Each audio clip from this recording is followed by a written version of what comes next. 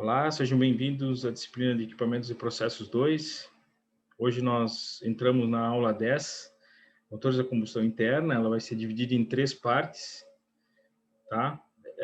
Então, esse conteúdo faz parte da unidade 5. Nós vamos iniciar, então, com uma definição, né? Não coloquei aqui, mas vamos começar com uma definição, um breve histórico, e depois vamos partir para a classificação dos motores, que são algumas classificações, e os principais componentes e sistemas que não vamos conseguir atingir todos nessa aula. Então, todo esse conteúdo aqui vai ser dividido em 3 aulas, tá bem?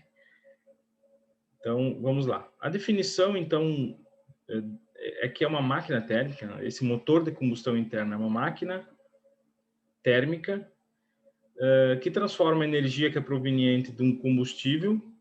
Então, tem uma reação química ali que vai ser feita nesse combustível para ele gerar, então, através da explosão, da combustão dele, gerar uma energia mecânica. Tá bem? Então, é essa transformação de energia que ocorre nessa máquina térmica, que é um motor de combustão interna. Nós vamos ver lá mais adiante que existem motores de combustão externa. Tá bem? Bom, e o processo de conversão, ele se dá através de ciclos termodinâmicos, que é pressão e temperatura, tá? Então, há um processo de expansão e compressão com diferentes temperaturas por causa da queima desses combustíveis, né? E os gases da queima fazem com que haja, então, um, uma transformação dessa energia, uma energia que é química se transforma em mecânica.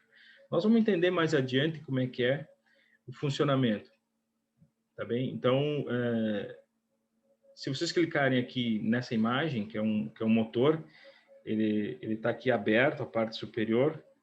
Esse aqui é o comando de válvulas, aqui tem a árvore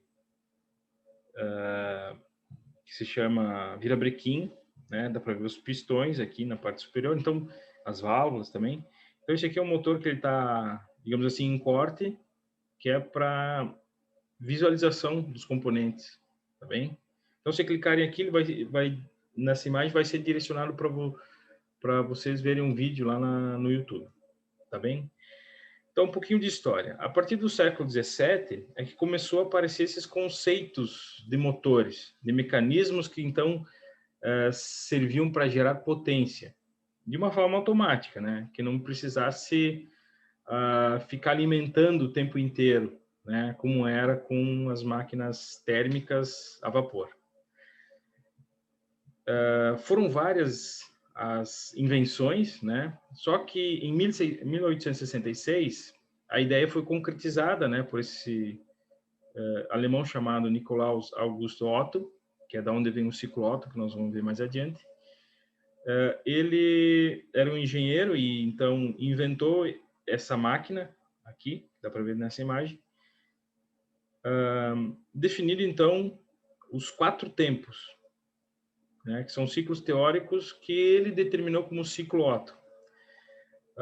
E ele construiu esse protótipo, não ficou só na ideia, né? Então ele construiu e foi bastante utilizado na época da Revolução Industrial, principalmente para substituir as máquinas a vapor que eram menos eficientes que essa. E aí ele pegou, em 1867, ganhou uma medalha de ouro numa feira da Alemanha, e 19 anos depois de ter ganhado essa medalha, e já ter a patente dele, do motor, ela foi contestada e anulada, porque antes que ele, um francês, um físico francês, já tinha descoberto, então, os 4 ciclos teóricos, né, que são utilizados no ciclo Otto, tá bem? Mas mesmo assim, como não foi construído equipamento nenhum na época pelo francês, continuou-se então determinando como ciclo Otto, né, como um inventor. Depois, Então, o ciclo Otto, o que ele tem de diferente do ciclo diesel, que são os dois principais sistemas, né? São os dois principais ciclos que existem. O ciclo Otto, ele tem por base provocar uma centelha para que se dá início à ignição, ou seja, a combustão do combustível, né, líquido, que na época era utilizado, mas que depois também foi utilizado gasoso. Então, o motor diesel, ele foi inicialmente projetado para combustão de óleos vegetais, e depois, então, ele foi redirecionado para os óleos, que também recebeu o nome o sobrenome, né, desse inventor, que também era um engenheiro alemão, Rudolf Diesel. E qual que é a diferença do ciclo Otto? O ciclo diesel, a câmara de combustão, ela, por causa da alta compressão que tem, ela gera muito calor, aumenta a temperatura com a compressão. Então, nesse momento, é injetado o combustível. E aí ele explode, né? Só que a gasolina, no caso do ciclo Otto, ela consegue ter uma mistura boa com o ar da admissão. Quando entra a gasolina, ela consegue se misturar com o ar na admissão. No caso do diesel, ele não consegue ter essa miscibilidade, não consegue se misturar. Então, o que é feito? Tem que ser feita uma pulverização, né? Então, é feita a compressão, esse ar está aquecido e é então injetado esse combustível.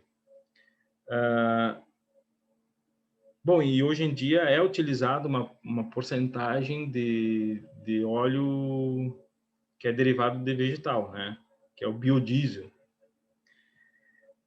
Muito bem, então, e ele recebeu a patente dele lá em 1893 e foi definido então como motor diesel ou motor de ciclo diesel, em função dessa autoignição por compressão, tá bem? E ele é um tipo de motor que tem uma eficiência maior, né? A economia de combustível dele é maior. Então, esses motores são utilizados em equipamentos que é para gerar alta potência, né? Que demanda alta potência.